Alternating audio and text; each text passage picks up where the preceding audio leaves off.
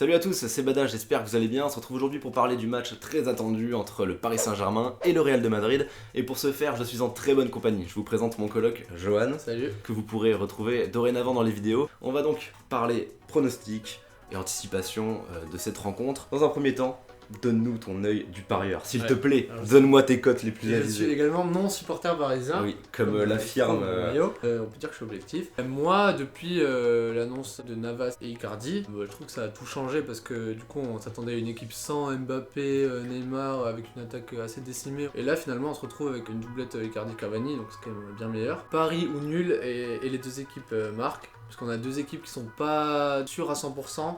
Peu confiante en ce début de saison. Le Real, ils ont fait 2 nuls sur leurs 2 derniers matchs. Paris, ils ont déjà perdu. Défensivement, le Real, il aura pas Ramos. En plus de ça, on a Hazard qui va pas être à 100%.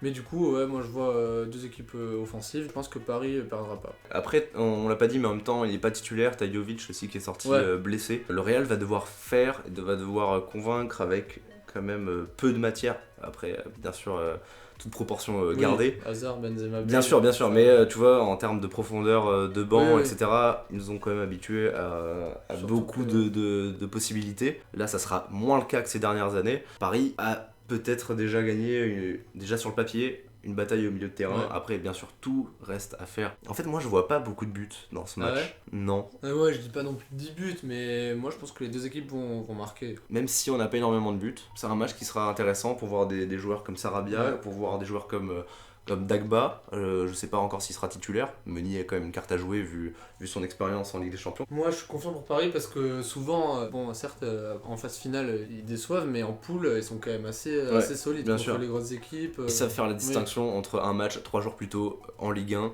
d'un match où vraiment t'entends la petite musique de la Ligue des Champions.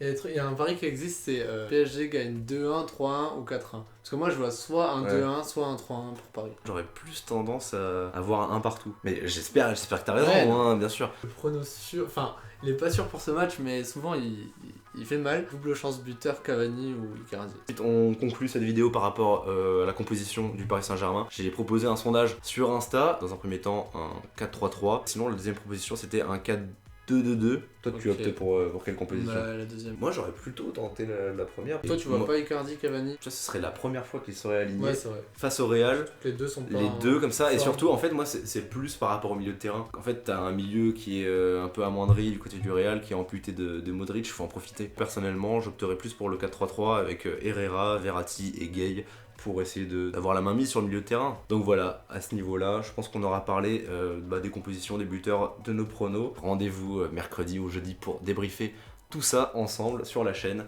Et voilà, j'espère que ça vous aura plu, on se retrouve très bientôt. Et ciao tout le monde. Ciao tout le monde. Oh, il rêvait de le dire.